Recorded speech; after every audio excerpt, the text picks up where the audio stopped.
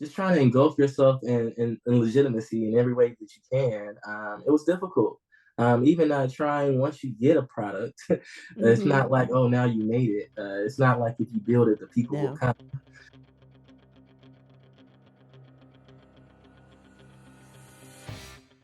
On today's show, we have Devin Emery, the founder of House Sports, the ultimate app for sports fans, and a proud Memphis native. Stay tuned.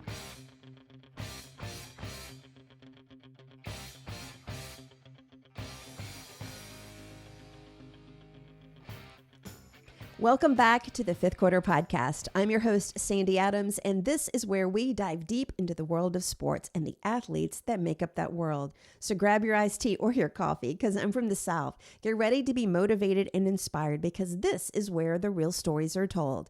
Today's guest on the sideline is the founder of the sports app House Sports, based right here in Memphis, Tennessee. Welcome to the show, founder Devin Emery. Thank you, Sandy. Nice to be here. You are quite welcome. I'm so happy to have you. Always love to start off with a little bit background information about how we met. And you actually, I think it was last summer, you actually reached out to me on Instagram and was asking about participating in one of our Rebounders events. Mhm. And I took your message. I normally sometimes don't even respond, but I always investigate people first. And I went and investigated you, and I'm like, okay, he seems like a legit person.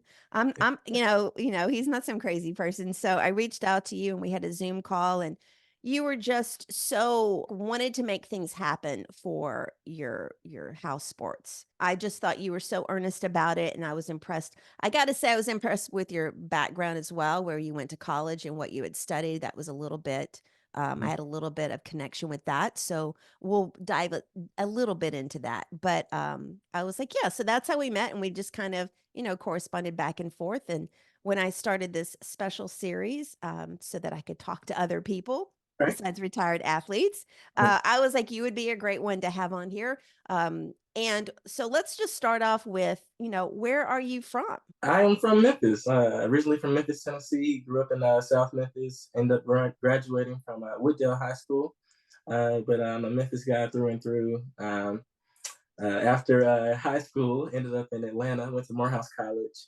Yeah, Uh, shout out. And by the way, just so that you know, Marvin White is our president of the Rebounders. His son is going to Morehouse. okay. So just a little bit of connection there when you run into him somewhere out in the Memphis area. Y'all, I'm just going to be honest. We are recording this early in the morning. I have not even had my coffee yet. And it's just, it's been storming here. Just a little insight, a little back behind the scenes Okay. as to why I can't talk right this morning. So it's all good. Okay. So why did you pick Morehouse? Why did you go to Atlanta?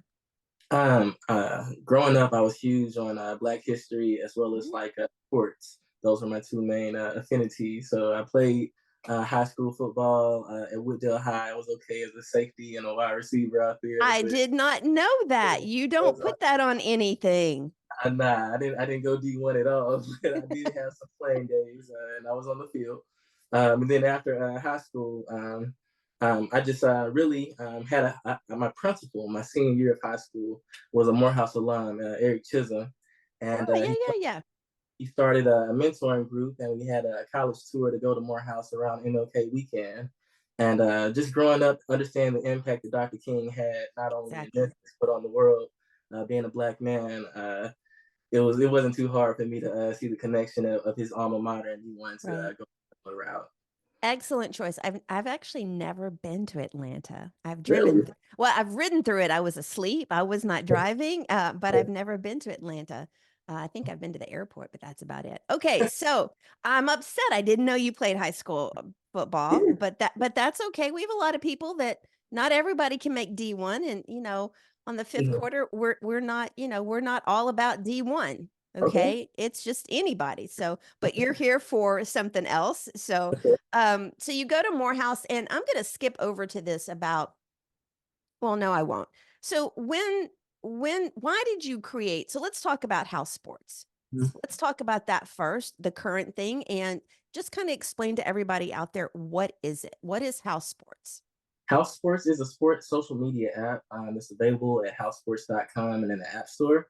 Our mantra is no bandwagoning. So we're defining what it means to be a sports fan through your user experience.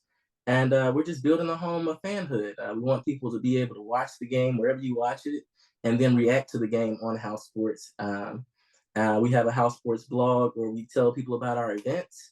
We do activations where we might meet fans at tailgating environments, put up our 10 by 10 tent, and we call it a fan press conference where fans just tell us how they feel before and after the game. But we're running the movement. House Sports is just a home of fanhood, Right. and housesports.com is the place where fans come home.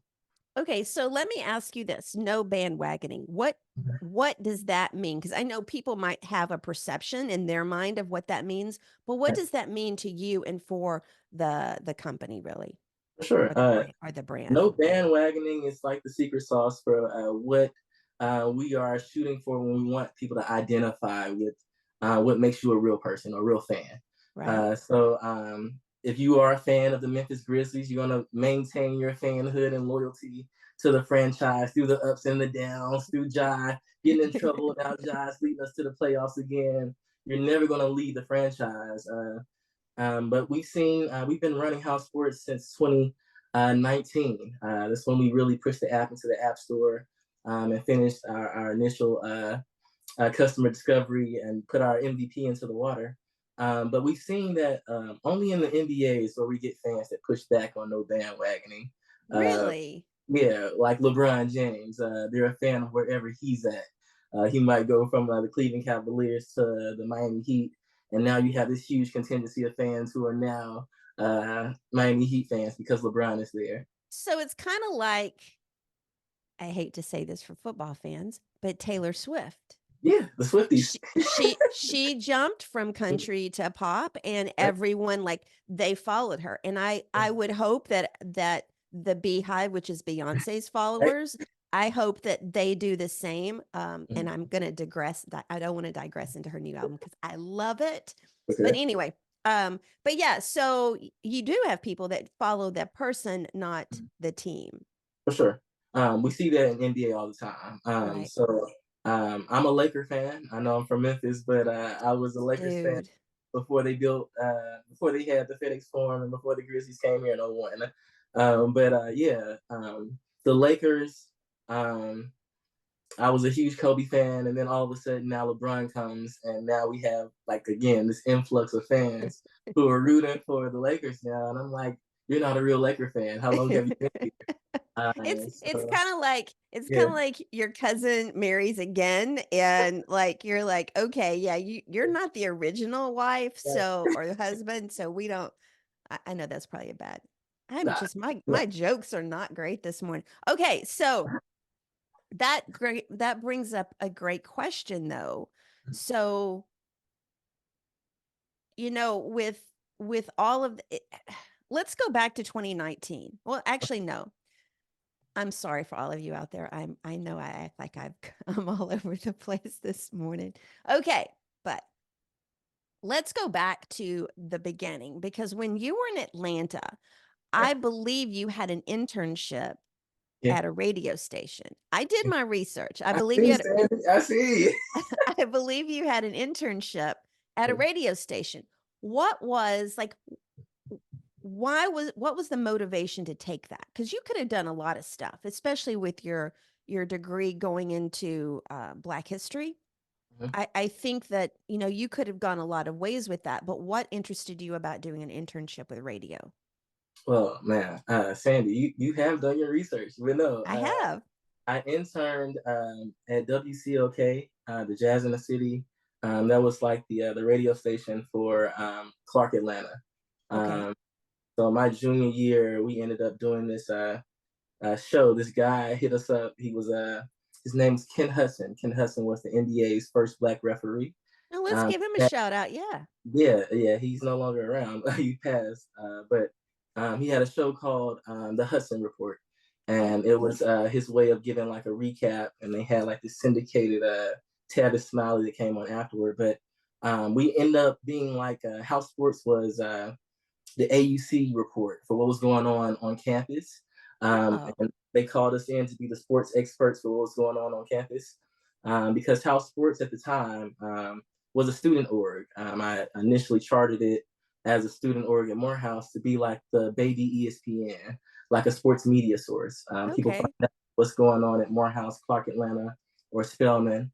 And we had a team of like 25 student journalists with like cameras and That's uh, really like, oh my God, 25? That's pretty impressive. yeah, I was like the editor. All of our content went to housesports.org, which is a WordPress blog. Housesports.wordpress.com today. I guess that's where the Hey, archive we don't is. want to knock WordPress. I do everything on WordPress. Yeah, but this was like I graduated in 2012, so we started the student group in 2010, 2011, Hmm. and by 2011 I was interning at WCOK doing radio, and then 2011 by the end I was interning at WXIA, which is 11 Alive or NBC affiliate for Atlanta. So um, Okay. I want to table that for a second. I want to go back because I want to know where that love of media, radio, media came yeah. from. Like I want to know where that grew from. Yeah, initially, I think I took my first media class my senior year of high school at Wooddale with a guy, Stan Bell. Stan Bell was my teacher. Yes, give a And shout out to Stan Bell. yeah, shout Yes. out to Stan Bell, the Bell ringer. But yeah, he was New Media Concepts. That was the name of his class. And that's where I got my intro to media. I was a sports anchor for the morning announcements every day at Wooddale High. So I would say, Look at you. come out to the game at Halley Stadium for the games and then tell them what to look forward to mainstream sports, Cowboys, Redskins, you name it. Um, Yeah, that's where it started. I think we're divided in Memphis between Cowboy fans and 49er fans. For That's what I sure. For that's what Steelers which fans. Steelers which fans are here. Steelers, I now believe. what was Steelers. that? Pittsburgh Oh, Steelers. Yeah. Pittsburgh Steelers. On my Facebook page, it's usually all 49ers with a Yeah. few Cowboy fans. Okay, Yeah. so and because this is interesting to me, why didn't you major in media or journalism or something at Morehouse? Why did you go the It wasn't history? it wasn't offered as a major. They didn't have like a mass comm major at the time. Um, Really? Spike Lee went to Morehouse, but he didn't study mass communications at Morehouse. He did it at Clark Atlanta, so he cross registered.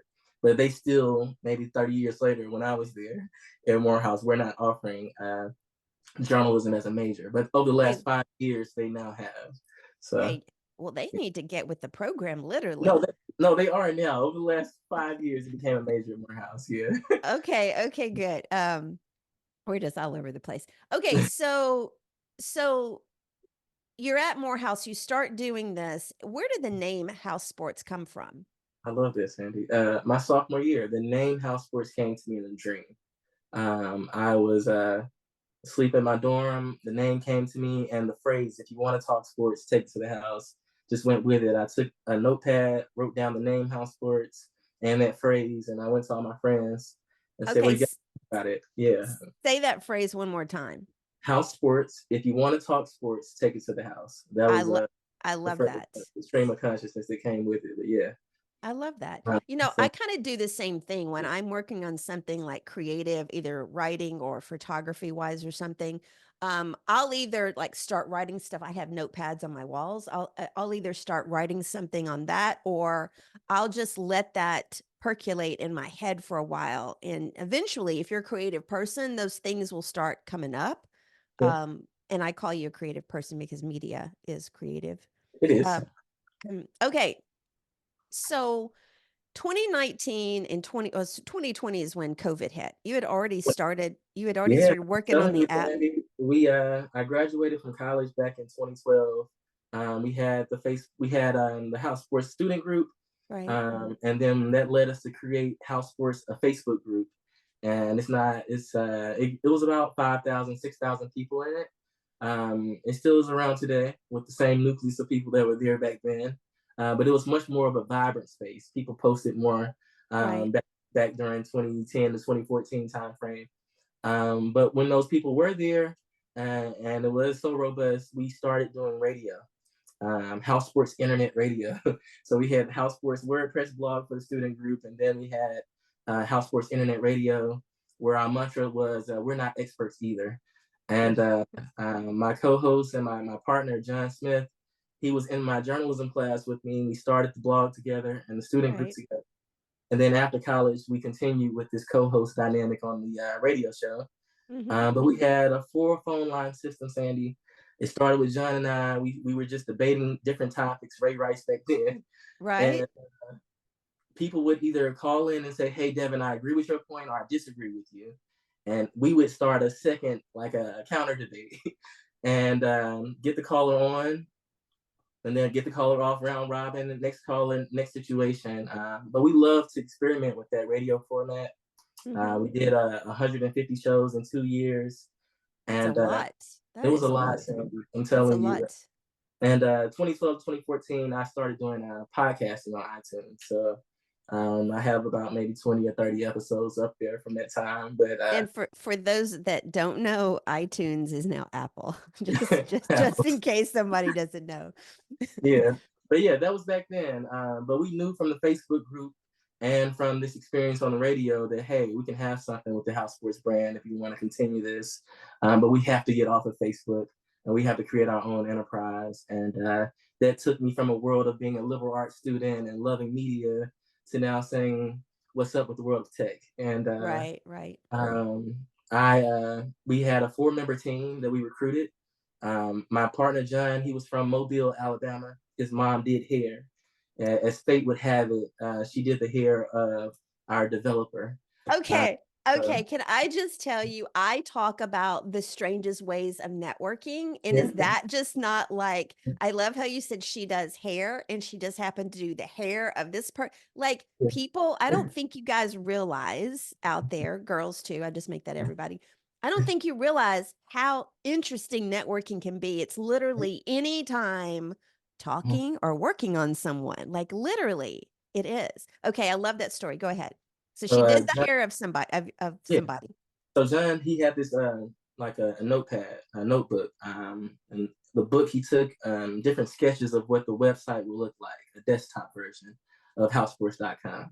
And John's sister was a designer, so she Okay. ends up working at Google and Airbnb and Cash App now. But she was a UI UX designer before I could even conceptualize what that was. Yeah, it's above my head, but yeah. So UI UX, they just design the user experience of a website, Right. from the iconography to the layout of the page. And she was skilled with that skill set. Right.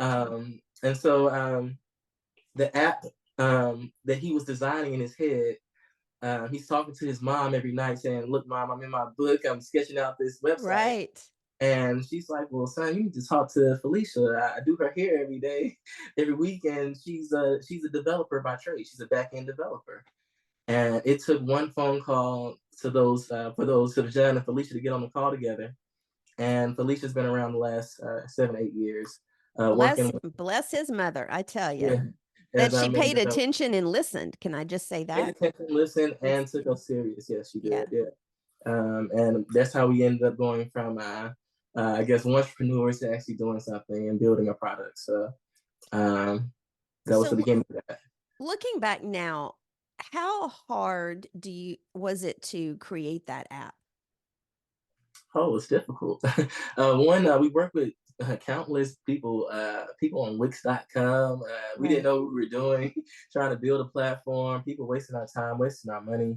And then, once you have something that's genuine and real, you can feel it, everybody knows it. And from the terminology to me understanding, okay, now you're a product manager, and Right. now you're dealing with iterations and sprints, and just trying to engulf yourself in legitimacy in every way that you can. It was difficult. Even trying once you get a product, it's Mm-hmm. not like, oh, now you made it. It's not like if you build it, the people will No. come. No, you have to provide the right offering for the people. There has to be a demand for your product, not just some solution that you think people want. Right. And you had to learn those humbling lessons along the journey. But I'm grateful for where we are today and where we what opportunities sit before us today. So you are based in Memphis, but I know that you travel some with this. Where all have you gone with Oh, this fan experience? the fan experience, well, Mhm. mostly Atlanta, Georgia, and Memphis, Tennessee. Okay. Last year, we started doing our fan activations I was telling you about, where we set up our 10 by 10 house sports tent, put up our podium, our house first podium, and our step and repeat. And we called the press activation a fan press conference. Right. And so the fan presser started on Labor Day. We went to the Tennessee Vols versus Virginia football game in Nashville. Hmm. They played at Nissan Stadium where the Titans play. We don't like Tennessee. But the Vols, I grew up a Tennessee Vols fan, so I uh, don't do any bandwagoning either. I still to this day do not like what's his name who played in Denver? what are you talking about? The Not real. quarterback. Oh, what's his name? Was from Mississippi. His dad was coach at Mississippi. Big quarterback for Tennessee. I don't like him. Uh, I can't I'm think gonna of get his somebody. name. Peyton Manning. Yes, Peyton Manning. Don't like the entire family. You don't like the Mannings? You're all Mm-mm. right. I will say, okay, I digress again, but I will say now, I do think he's a great business person. Yeah. And I do love the fact that where was he playing? Indiana Colts when they fired him after his neck injury? Yeah. And then he went to Denver. I was like, good for you, and go win a Super Bowl now. I was like, good for you. They screwed you Yeah. over. Yeah. No, Okay. Sorry, I digress. Go no. ahead. I'm telling you, I grew up in Memphis. I was a huge Black history and sports guy, and being a football fan in the city, Melrose football was everything. All the hype back in the '90s. Can I tell you the other name for the fifth quarter is the Melrose Alumni Association because like the first 10 people were like all Melrose alumni, which was Yeah, I believe his name, Coach Tim Thompson, and just the program he was running at Melrose was top tier. So they had a yeah. wide receiver, Cedric Wilson. Cedric Wilson ends up starring at the University of Tennessee, and I'm in fourth grade. You got Cedric Wilson, and you got Peerless Price, T. Martin at quarterback, and they win the national championship in '99. It was all the Disney lore a kid could ever think of. But I And was how old were you in 99? I was 19 years old in my mom's house, jumping up and down, excited to be a national champion. So yeah, but yeah, no. Talking about the impact of him and Cedric Wilson, Tennessee fan, it was just to me it was the Memphis story underneath everything. Did you ever get to meet him? No, and I heard he's a big high school football coach now. Been around different programs. His son is now in the league now, Cedric Wilson. So Where's he coaching at? I'm not sure right now. You People find change. out because I'd love to have him on the show. For sure, he's still around. So we'll work on that. So Okay. you can meet your idol and I can get him as a guest. Most definitely. We can make it happen. Okay, so the fan experience. So, I watched some of those videos where the fan press conferences. Have you Mhm. ever like cringed and think, please God, don't say anything like really bad? Like, don't go like too crazy. Right. There has been moments, a lot of moments, Sandy, that did not make it to YouTube or Yeah. Oh, so Instagram. you are editing those. Yeah, I'm the Okay. editor behind it all. I guess as soon as I edit, I post it, and but yeah, I'm the proprietor of the brand. I try to make sure everything isn't too obtuse, but we want to walk a line of being edgy and free, and Sure. give Sure. people their 15 seconds of fame. That's the whole premise. Edited 15 seconds of fame. Edited 15 seconds, That's censored right. 15. Right? Censored. That's right. That's right. Um, so what has been the struggle? We've talked a couple of times the past few months. What has been the struggle in the Memphis area about, or the struggle overall about getting your app to the people? Well, I told you we made this version of the app in 2019. They Hmm. call it a minimum viable product. But Right. from the lessons I've learned from customer discovery and getting the feedback from the people, I want to create a better home. That's what I'm calling Right. it. Help us build a better home. And it's not the version of a solution that Devin has curated for you. It's what you would want in an experience like this. Right. Um, and so for me, that involves getting a group of people who are excited about what house sports could be in the same room, who have the skill set or the time to give to the movement. So, What would um, be, I'm sorry, what would be the skill set? anybody that's a techie, anybody that's a back end engineer, a front end engineer, anybody Okay. who's into marketing, anybody who's into design, the UI UX stuff I was telling you about, anybody who's just work on a product team, but it's also sports minded. and Right. saying, hey, I do this for a living, but I'm also interested in the Olympics or WNBA or Right. NFL or college football. Anybody that's like-minded, I want to get around them, and I want to see if we can create something that everybody's proud of. Okay, that was a great lead in because I didn't ask this at the beginning, but Mhm. is this your full-time job? Yes, it is. It is. So prior to this, I was working in education, and this is the last week of school. But I have been working in education the last decade. Because you were a professor at Morehouse. You came back to Morehouse and were professor. I was. Sandy, I like this research. I was like, thank you for my resume. But no, this is like amazing. No, I was 10 years after graduating. So I graduated 2012 out of Morehouse. 2022, I was a professor at Morehouse teaching students who were in the liberal arts field more entrepreneurial resources. I tried to equip them with the entrepreneurial tool belt. That was the whole goal or Right. objective of teaching those two courses at Morehouse. So now you're doing this full time, and I Hmm. have a ton of questions that I'll ask off air because Okay. I'm just quizzitive like that. Mhm. So what is your struggle now? You said it was to create something that the fans love. Mhm. And currently there is an app. I've downloaded it. I have it on my phone. It's very easy to use. But this is the original question that I asked you when we did a Zoom call back last summer. It's a question I'm going to ask you now. Why should fans use your app? Because I preface this by saying, one, I've been very vocal about the media in the Memphis area, Mhm. uh, very vocal about the lack of attention on women's sports on a consistent basis.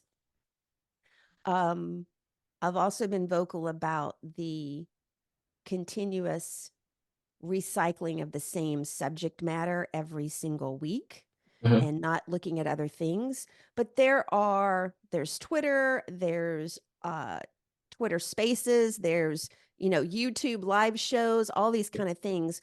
Why should someone download your app and give it attention? People should, if they are sports fans, because it cuts out all the other noise and gives you a sports centric platform to express yourself in real time. There are, like you said, the X or Oh, Threads, I'm or sorry. Yeah, X. you could go to Facebook groups. You can go to, a text message group thread between you and your friends.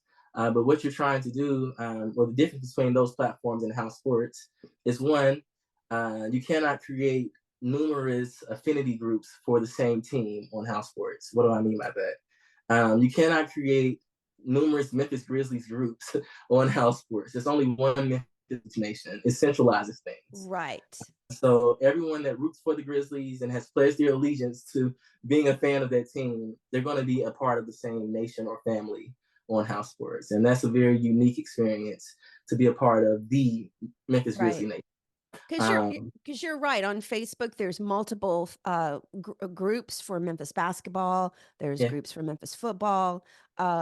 My question that I've seen on Twitter is we have some unnamed people in Memphis that think it's funny to go and put out false information to troll other teams' fans.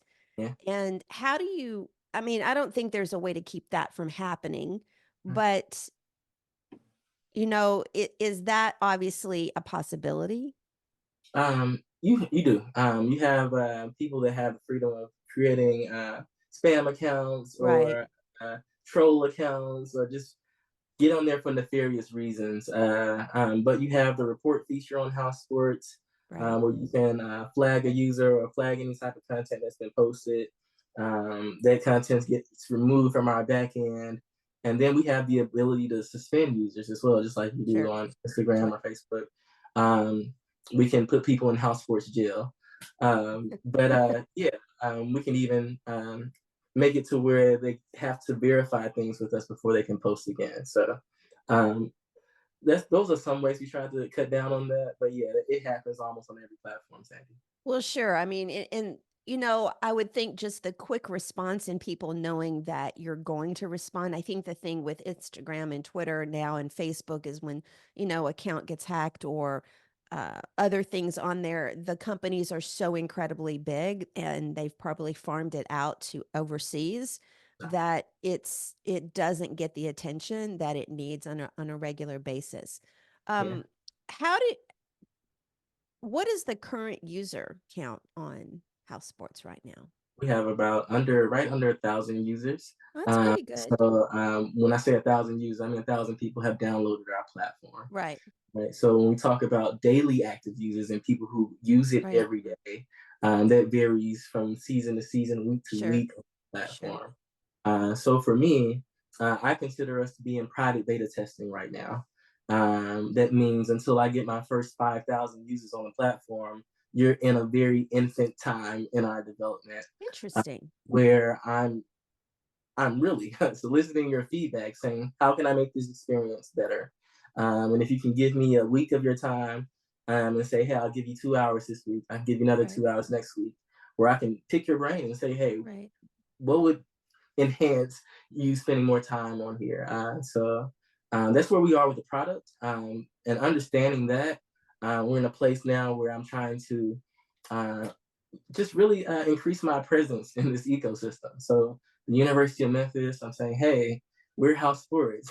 We exist. We want to be involved around any type of like sports things you have. I come from a media background. I can right. provide media access to people. We want to get fan content.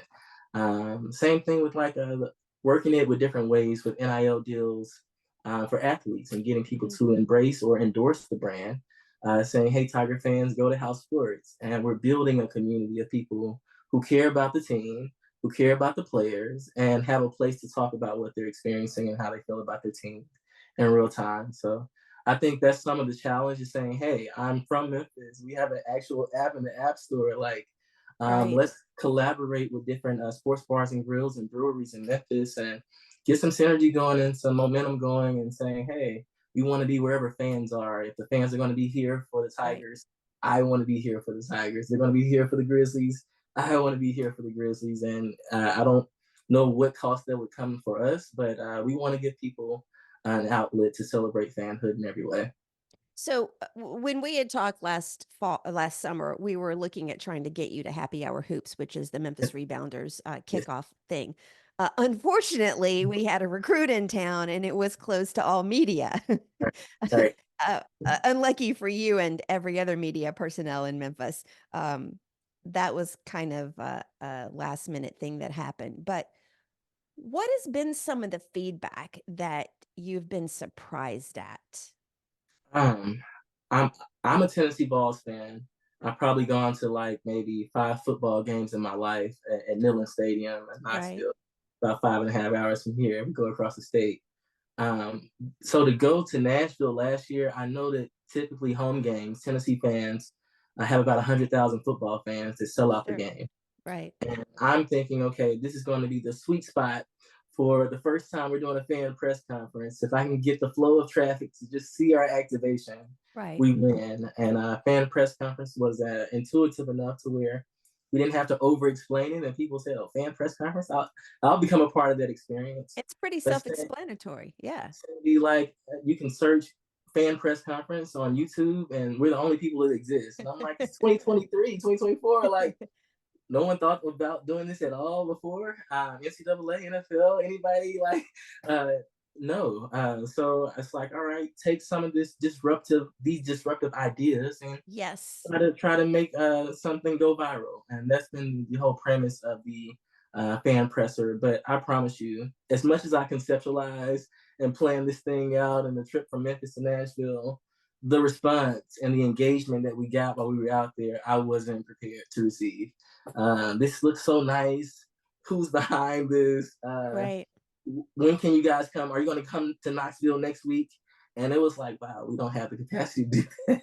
I'm really based in Memphis, and that was a part of the exciting feedback that I got, but it led to a little bit of a frustration at the same time. So That has not been the case in Memphis. Is that correct? No, Memphis has been a little bit more difficult, honestly. Yes. It's been Yes. a tale of two different halves, I guess. But So yeah, the University of Tennessee was positive and welcoming to a Memphis boy, mhm. Yeah, yeah, it seems, yeah, but the yeah. Memphis community has not been welcoming to a Memphis boy. I'm just gonna No, be cutting it, no, right out there, just seriously, putting it point blank out there. yeah. What has been some of the responses? I don't want you to name any names, but what's been some of the responses from people you've reached out to try to get in place Yeah, I mean, the in activation Memphis? we've done so far have been, like I said, tailgates outside Mhm. where we go direct to consumer. So my next logic was to maybe collaborate with different sports bars or breweries Right. here. And I shot proposals out to several of them. But for the most part, no or not right now was the response I got, Right. if I got a response at all, Sandy. And then, people that I've talked to in the entrepreneurial space who probably want to coach me or consult me or has said, Devin, maybe the Nashville market might be more receptive to what you're trying to do. And I've had a couple of sports bars in Nashville saying, hey, man, we would love for you to do a partnership or So collaborate. I guess my But I haven't question gotten is I don't understand why Nashville and not why Memphis? I don't know. But I am here, and I promise you, I'm a Tiger basketball fan. I love Penny. I love the Tiger hoops. Every year I go through the ups and downs of the Tiger fans, and I promise you, if there was a central place where Tiger fans congregated to watch the games or to get excited about the season, Because we are some vocal fans. I want to put the podium in front of them. I'll sit up on the sidewalk. I don't care, Sandy, and Right. say, hey, this experience exists for you, and I'm glad you Right. guys see this for the first time. But I really thought, hey, let me go directly to these establishments that already have patrons that come through here. They come here for the game. Right. Set up the activation for 1 hour. Work this out with whatever manager I have to, and if it's a brewery, hey, in the fall, we go to football games every week. Let's get some of the Right. beer at our tent. Let's Right. make this thing work. But yeah, that's what I'm trying to get accomplished, Sandy. That's my objective. Okay, so let me ask you this, a side question. What advice would you give to any young aspiring tech entrepreneurs out there who want to start an app or want to start something like that? What advice would you give them? Like the top three things advice you would give them? Uh, Top three things I would say. Make sure you have a demand for what you're building before you build it. Mm. Make sure there's already people waiting on what you're working on. It might sound redundant or No, crazy, but no, it's no, not. It's not. make sure that people really are saying we need this. Right. This is the one thing that would complete us. That was the biggest lesson I could have learned. For Yeah. me, I always had House Sports saying, "Hey, we're the home of fan reaction. ESPN might be the worldwide leader in sports, but Right. they don't completely monopolize the fan experience. Well, People and come to them they're just for talking to people too. They're yeah, just talking yeah, at people. exactly. So they're giving people either content to watch or they're informing them with news in some way. Right. But people don't go there to hang out and have a good time and to really embrace fans. But I wanted that this house sports experience to be probably bought by a Disney that owns ESPN Right. or bought by a Turner Sports, CBS family, Paramount for those. But I always envisioned saying, hey, if these people had a house sports, the home of fan reaction, Right. then okay, now you can add esports to that. Now you can add fantasy sports to this, and now you got them. With the advances of sports betting, uh, I say, hey, we're small. Right. Yeah, we're minority led. I got a team of 4 people running house sports, myself included. And I'm not saying I'm taking over the world right now, but we have a premise of becoming something that can gain momentum over time. But yeah, sports betting to me is where I think is another natural marriage for sports reaction, sports conversation. Right. So you asked me what differentiates house sports earlier. I told you about how there's only one Memphis Grizzlies nation. Sure. Well, the whole ecosystem is set up to be combative. So on game day, Memphis Grizzlies can be playing the Lakers, and they can say, "Hey, everybody in Lakers We're about to kill you guys tonight, Right. at Crypto.com Arena. And, everyone inside of Grizzlies Nation can see that because they tagged at Memphis Right. Grizzlies. So after people start to feud with rival teams and rival fan bases, next thing is put your money up, put your money where your mouth Right. is. Right. But we're just a reaction platform. We're like Right.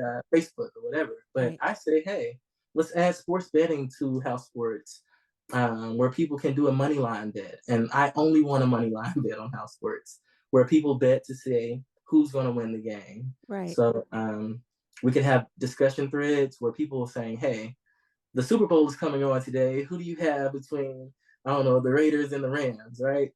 And everyone, despite if you are an NFL fan at all on House Sports, you're just a fan of the Grizzlies, right? Uh, Right.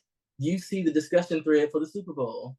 And most people, if you're a bettor, you're not. If it's legal in your state, if it's not, most people might have a say on who they think is going to win the Sure. game. Oh, And everybody has a say. Everybody so has a say. if, for me as a sports guy and the guy behind House Sports, I want to just preserve the fan experience. So if you could do a money line bet on the game, I said that's something everybody can do, Sure. despite what nation you're a part of. And if you want to do anything beyond that, go to our affiliate Right. partner, whether that's Right. MGM or FanDuel Right. or you name it. But that was a future goal of mine, is to push us to sports Mhm. betting, or push us to acquisition. Right. But in order to do that, you have to have the numbers of downloads or the number of Right. users where Right. people say you're viable, you're legit. And so you have to have something cool to retain them. And that's why I say my MO right now is to celebrate fanhood with fan pressers and fan documentaries. Sandy, I got to tell you about my fan documentary I'm working on. And my latest one, I mean, and building a better home. So the lone place to build a better something. And right now we're celebrating fanhood on House Sports Media. Okay, so let me ask you this. Have you thought about not necessarily going back, but pulling in a live stream on YouTube or something, or even on your app, a live show, some type of premise like that? Have you thought about that? Because, Yeah. listening to you, I'm going to give a little free coaching advice here or questioning. You talked about how you had so much reactions when you did the live call-in shows. Mhm. And people like to talk. Have you thought about putting some type of live call-in show into the app or even on YouTube or on the website to draw people in and then get them to the app? Uh, I am a big YouTube consumer myself. So Right. uh, I might watch a lot of guys like Josh Pete. He's a big CBS YouTube guy, but he talks Mhm. about SEC football on YouTube. Right. And he was so informative that he solicited people's engagement from the stuff that he was talking about. Right. But it's I've thought about it, Sandy. But to me, I figured it was going to be something that we could add later on, but not Right. initially. And I want to just kind of keep it simple initially. Sure. So on the platform, people can express themselves on the app. I mean, Right. housesports.com app. Right. But currently, we don't have video, so Right. you can do text or a link or whatever. But over the course of this summer, my goal is to open up House Sports. So we have a new design for the app that's coming, and then I'm going to open House Sports, meaning you don't have to go through the sign up flow to see the Right. content of what people are posting on housesports.com. If you Okay. type in housesports.com, you'll just see the big board of what people are actually saying and expressing. Because Um, because right now, like I downloaded the app. It doesn't cost anything to use the app. So for everybody out there, how can they find the app? House Sports, one word, House Sports. It's a red and white color Yes. scheme. The home of fanhood, no bandwagoning. You'll see a three silhouette, I Right. guess, of an iPhone once you see it in the App Store. But housesports.com if you can't find it in the App Store. I'll put Housesports.com. all the Yeah. links into the show notes and Mhm. in this video. So now we've got that, and that's what you're focused on now. So Mhm. Memphis Memphis fans, I want you to go and download Devin's app, House Sports, and start using it. I've Let's already signed up for Memphis Tigers, and I also signed up for the Houston Astros. let's do it. Let's do it. Let's do it. Okay. Thank you so much, Devin, for being with me this morning and for all of your insight and just a little behind the scenes of what it takes to take a brand and create an app and try to deliver a product to people and the ups and downs of that. But yeah, Memphis, please go and download the app, House Sports. Devin, thank you so much for being on the show today. Thank you, Sandy. I appreciate it. As we wrap up this episode, thank you all for listening, especially if you've made it all the way to this part of the show. Thank you all for your support. So I figure if you've made it all the way to this part, I could ask a small favor. Please take 60 seconds and give the show a review on Apple. It helps us get found, and I love to read all of the comments. My mantra is like, share, and review. Thank you so much for tuning in to this special series on the sideline here on the Fifth Quarter Podcast. Until next time, remember, change is our ally and it paves the way for greatness. Stay inspired. Have a great rest of the week.